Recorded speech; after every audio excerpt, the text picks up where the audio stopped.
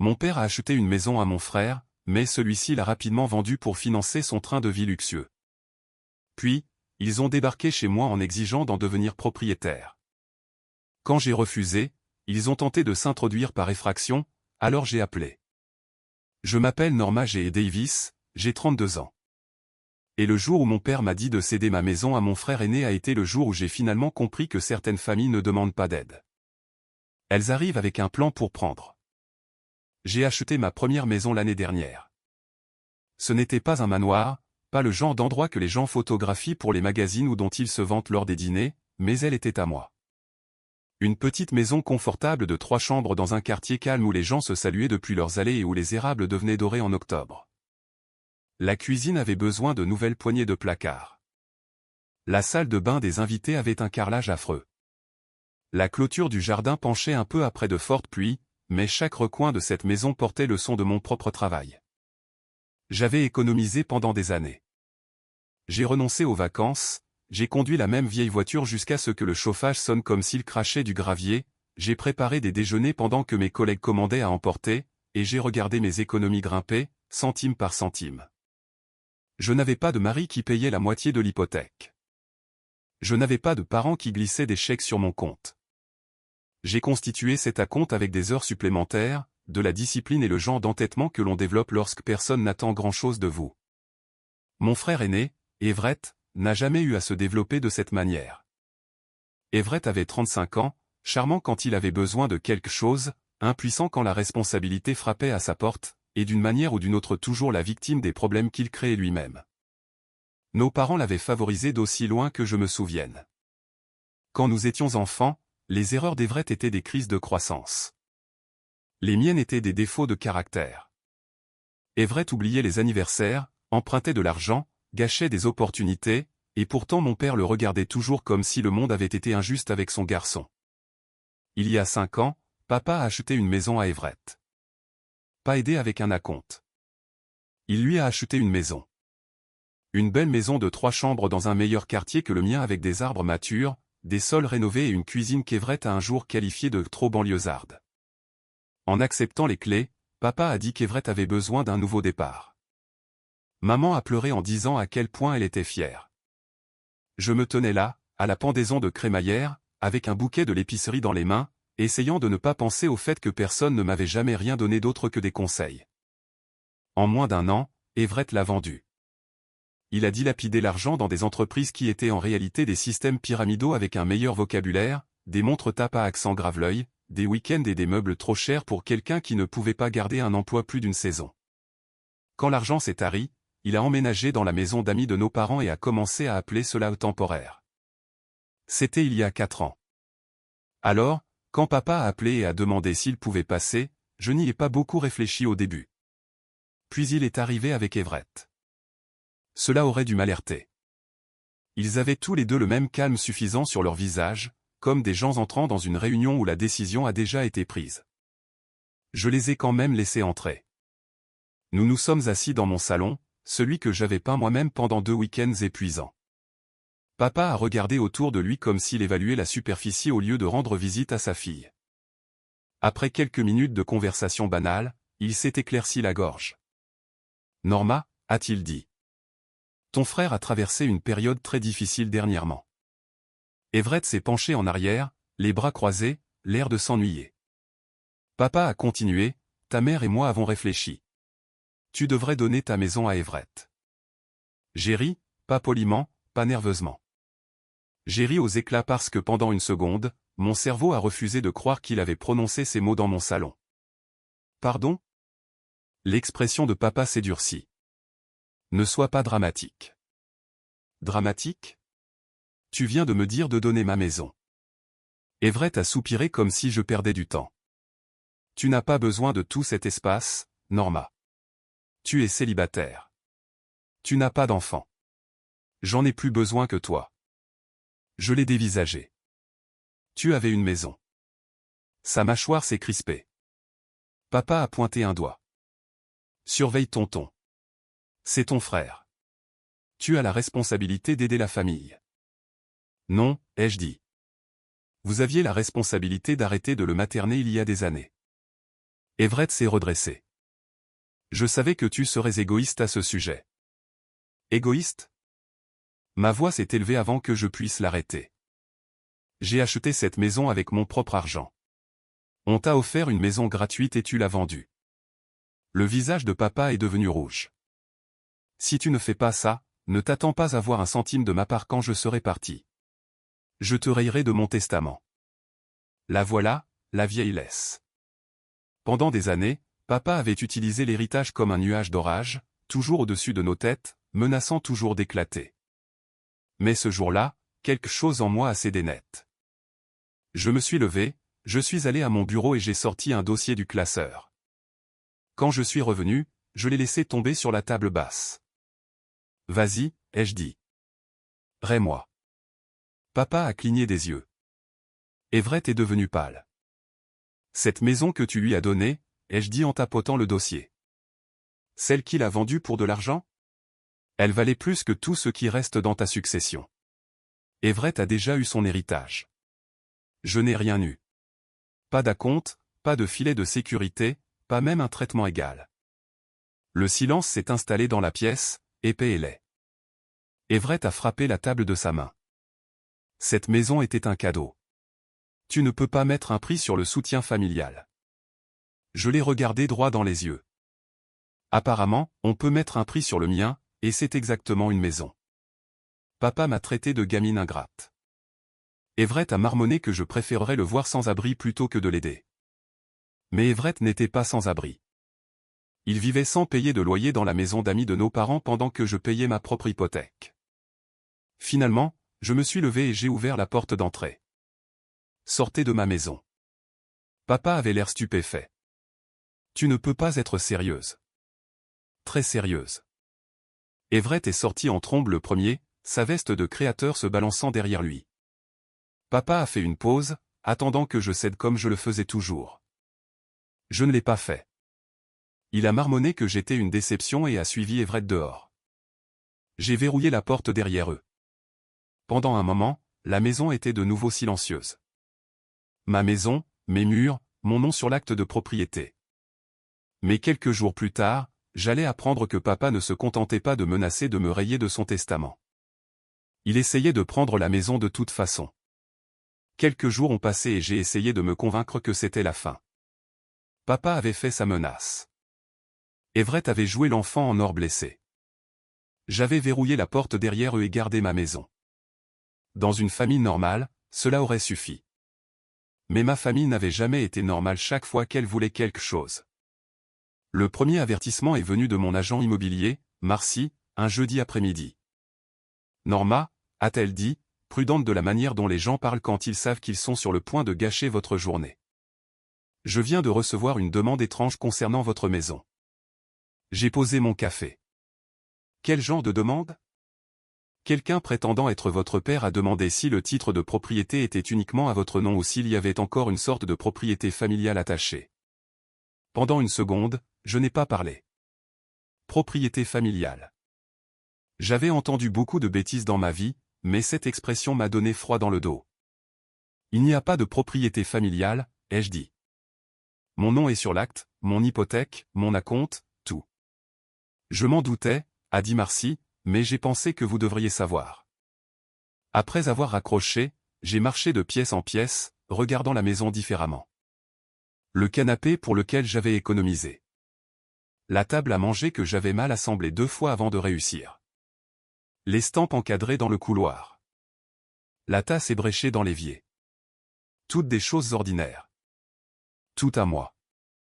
Pourquoi papa posait-il des questions comme ça, à moins qu'il ne prépare quelque chose?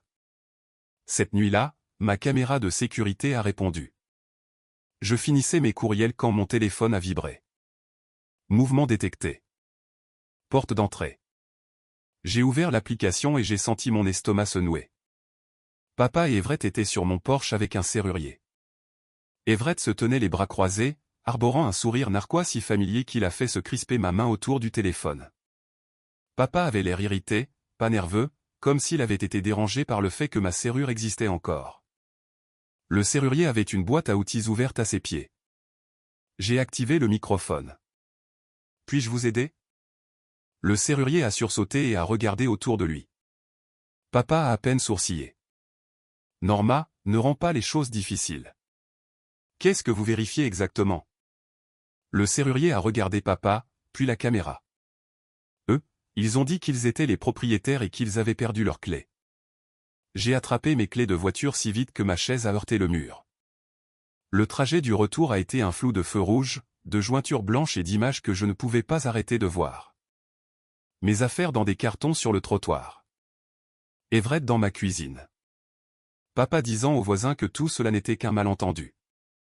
Si je n'avais pas reçu cette alerte, aurait-il changé les serrures, l'aurait-il fait emménager, considérant l'affaire réglée avant même que je rentre à la maison? Quand je me suis garé dans l'allée, le serrurier n'avait pas encore commencé à percer, mais ses outils étaient dans sa main. Je suis sorti de la voiture et j'ai marché droit vers eux. Tu ne vis pas ici, ai-je dit à Everett. Et tu ne possèdes certainement pas cette maison. Le serrurier a regardé entre nous. Madame, avez-vous une preuve de propriété? Everett a ri. Oh, allez. J'ai sorti l'acte de propriété sur mon téléphone. Mon nom, pas le sien, pas celui de papa. Le mien. Puis j'ai sorti les registres d'hypothèque, les documents de clôture et le virement bancaire de mon acompte. Le visage du serrurier a changé. Il a reculé immédiatement.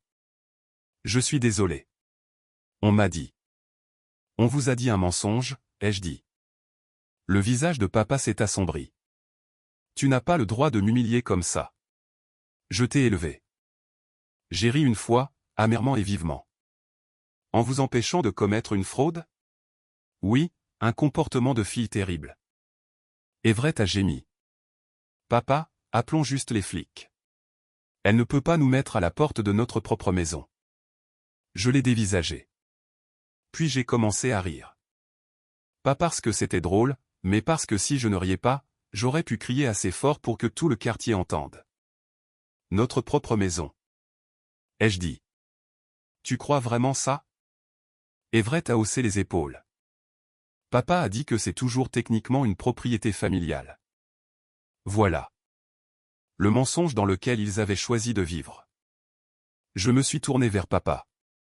C'est ce que tu lui as dit? La bouche de papa s'est serrée. Cette maison aurait dû être gérée au sein de la famille. Elle l'a été. Je suis de la famille. Je l'ai achetée. Everett a levé le menton. Tu ne peux pas prouver que cette maison n'était pas destinée pour moi. Cette phrase m'a laissé bouche bée. Pas parce qu'elle m'effrayait, mais parce qu'elle me montrait à quel point il était parti loin. Il ne voulait pas seulement ma maison. Il avait déjà commencé à réécrire la réalité autour d'elle. J'ai levé mon téléphone. S'il vous plaît, appelez la police. J'adorerais vous entendre expliquer comment mon hypothèque, mon acte de propriété et mon acompte équivalent d'une manière ou d'une autre à votre propriété. Papa a attrapé le bras d'Everett. Nous partons. Everett a résisté. Papa, maintenant. A hurlé papa. Ils se sont dirigés en trombe vers la voiture, Everett furieux, papa marmonnant dans sa barbe. Je suis resté dans l'allée jusqu'à ce qu'ils disparaissent au bout de la rue. Puis je me suis tourné vers le serrurier. Il remballait rapidement. Pas si vite, ai-je dit. Nous devons parler. Il a soupiré. Écoutez, je ne savais pas. Pas de carte d'identité, pas de preuve de propriété, juste deux personnes disant qu'elles possèdent ma maison et vous étiez prêt à percer. Je n'avais pas commencé. Mais vous étiez sur le point de le faire. Il s'est frotté la nuque. J'aurais dû vérifier d'abord. Oui, vous auriez dû. J'ai tendu la main. Carte de visite. Son visage s'est crispé.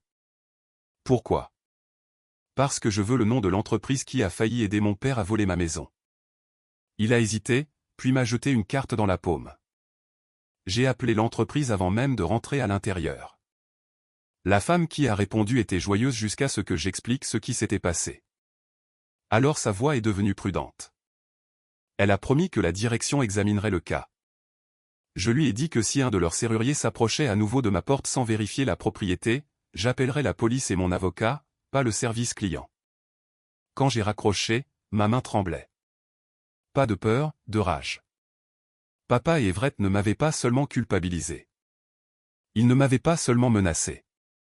Ils avaient essayé de prendre ma maison pendant que je n'étais pas là.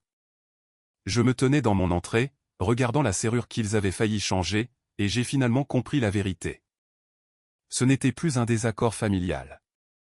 C'était une tentative de vol. Je suis retourné à l'intérieur, serrant toujours la carte de visite du serrurier comme si c'était une preuve d'une scène de crime. Ma maison me semblait différente maintenant. Pas exactement dangereuse, mais perturbée, comme si quelqu'un avait appuyé ses mains contre la vitre et laissé des empreintes digitales sur la vie que j'avais construite. Je suis resté un long moment dans le couloir, écoutant le silence, fixant la porte d'entrée. Cette serrure était à 5 secondes de devenir inutile. À 5 secondes de papa et Everett entrant et décidant que ma maison leur appartenait parce que vouloir quelque chose avait toujours suffi dans notre famille quand c'était Everett qui voulait. Le premier appel que j'ai passé était à l'entreprise de serrurerie. Une femme a répondu joyeusement, « Merci d'avoir appelé. Comment puis-je vous aider ?»« Je dois déposer une plainte, » ai-je dit. Un de vos techniciens vient de venir chez moi et a failli percer ma serrure parce que 2 personnes ont menti et ont prétendu en être les propriétaires. Pas de vérification d'identité, pas de preuve de propriété, rien. Son ton a immédiatement changé. Cela n'aurait absolument pas dû se produire. Avez-vous le nom du technicien? J'ai lu le nom sur la carte. Elle s'est excusée.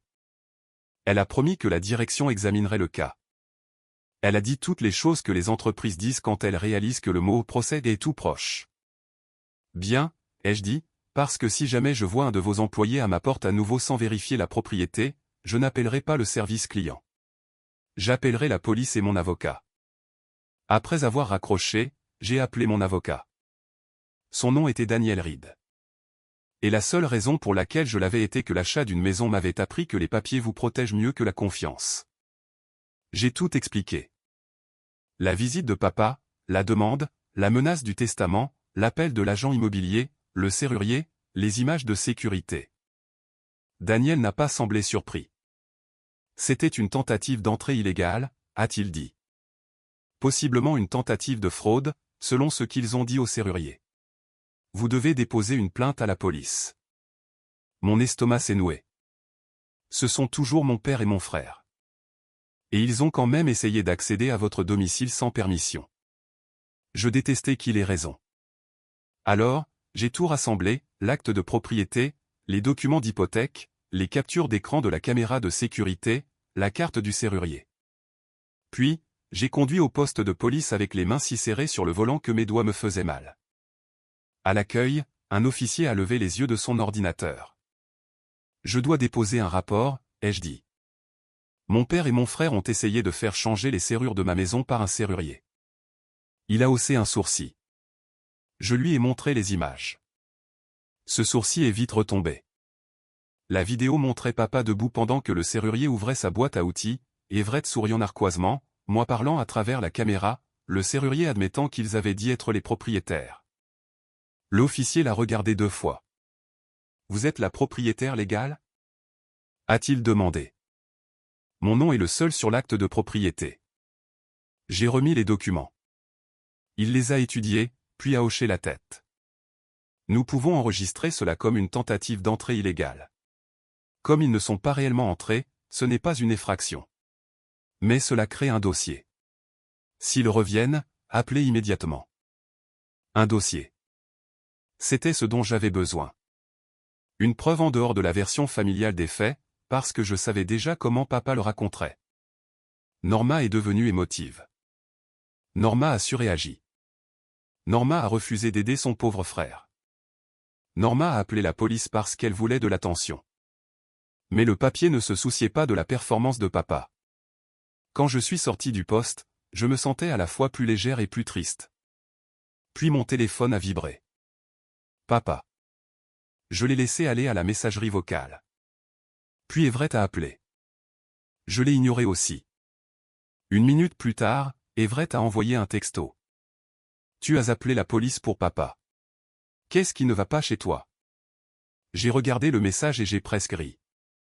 J'ai répondu, il a essayé de s'introduire chez moi. Les actions ont des conséquences. Sa réponse est arrivée rapidement. Tu es si dramatique. Papa essayait de faire ce qui était le mieux pour la famille. Non, ai-je écrit. Papa essayait de faire ce qui était le mieux pour toi. Essayez encore et je porterai plainte. Les points sont apparus, ont disparu, sont réapparus. Finalement, il a envoyé, tu le regretteras. Je l'ai cru. Pas parce qu'Everett me faisait peur, mais parce que je connaissais mon père. Il ne pardonnait pas la défiance. Il la stockait, la polissait et l'utilisait plus tard quand il pensait qu'elle ferait le plus mal. Comme prévu, papa a ensuite envoyé un texto. Je ne sais pas ce que tu essaies de prouver, mais je ne te laisserai pas détruire cette famille pour un malentendu. Un malentendu? Ce mot a rétréci ma vision. J'ai écrit, tu as essayé de voler ma maison. Sa réponse est venue plusieurs minutes plus tard. Tu as franchi une ligne. N'attends plus jamais rien de moi. Le voilà, le testament à nouveau. J'étais assise dans ma voiture devant le poste de police, regardant l'écran, et pour la première fois, je n'ai pas ressenti la vieille peur. Toute ma vie, papa avait brandi l'héritage comme un prix pour l'obéissance. Mais de quoi me menaçait-il vraiment?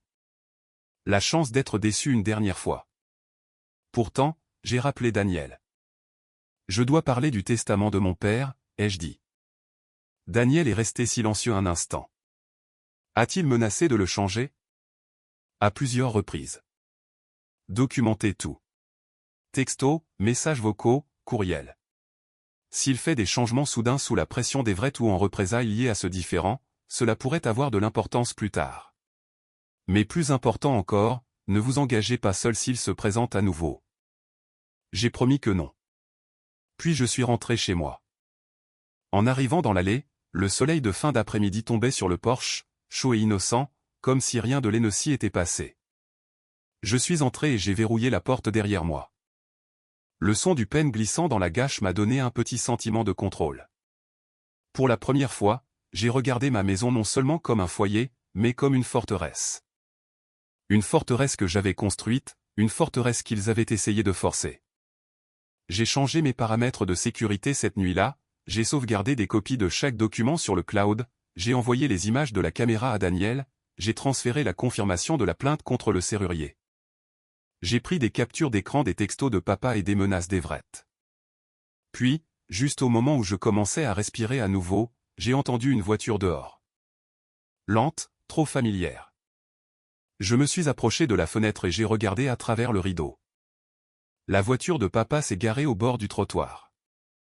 Il est sorti seul cette fois, les épaules raides, le visage sombre de colère. Il ne marchait pas comme un homme venant s'excuser. Il marchait comme un homme venant reprendre le contrôle. Mon téléphone était déjà dans ma main. J'ai appuyé sur enregistrer avant qu'il n'atteigne le porche. Papa a monté les marches du porche comme s'il avait toujours le droit d'entrer dans n'importe quel espace que j'avais construit. Il n'a pas frappé. Il a atteint la poignée. Verrouillé.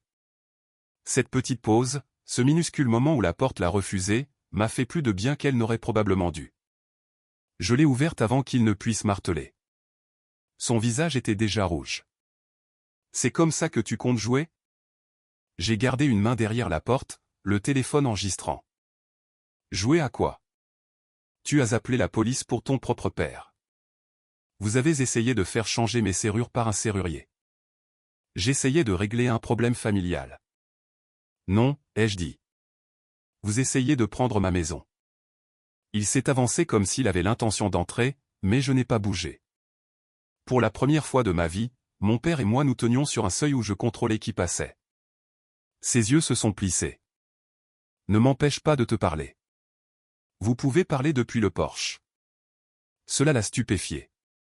Je l'ai vu. Il était habitué à ce que ma peur arrive avant sa colère, habitué à ce que je fasse de la place parce qu'il élevait la voix. Mais quelque chose avait changé. Peut-être que c'est arrivé quand je l'ai vu avec le serrurier. Peut-être quand l'officier a appelé ça une tentative d'entrée illégale.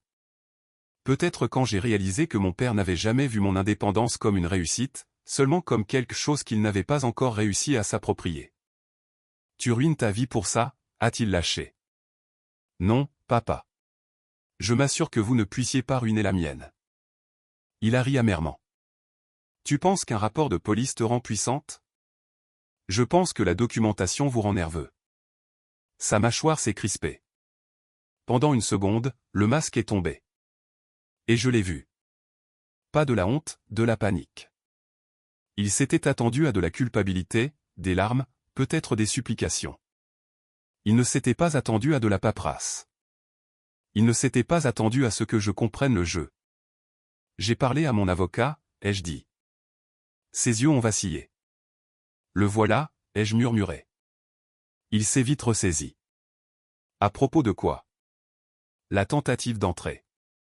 Les menaces, le testament. Son visage s'est durci. Mon testament ne te regarde pas. Vous en avez fait mon affaire quand vous l'avez utilisé comme une arme. Il s'est approché. Tu n'as droit à rien de ma part. Je sais, ai-je dit.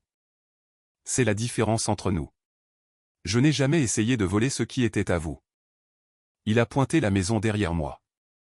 Ceci aurait dû rester dans la famille. C'est le cas. Je suis votre fille. Tu sais ce que je veux dire. Oui, ai-je dit. Je sais. Vous voulez dire Everett. Le silence qui a suivi a été la chose la plus honnête qu'il m'ait jamais donnée. Toute ma vie, Everett avait été l'urgence, l'exception, le cas spécial. J'étais la personne fiable, ce qui dans ma famille signifiait qu'on attendait de moi que j'ai besoin de moins, que je prenne moins, que je demande moins et que je pardonne plus. Everett pouvait dilapider une maison, et papa appelait ça une mauvaise passe. J'en ai acheté une moi-même, et soudain c'était une ressource. La voix de papa s'est faite basse. Il a besoin d'aide. Il a besoin de conséquences. C'est ton frère. Et je suis votre fille. Il a détourné le regard le premier. Ça m'a fait plus mal que je ne l'aurais voulu. J'ai pensé à toutes les fois où j'avais ravalé ma déception parce que je voulais être raisonnable. La maison gratuite d'Everett, l'échec, la maison d'amis, les vacances où tout le monde prétendait que ces échecs étaient temporaires et que mon succès était de la chance.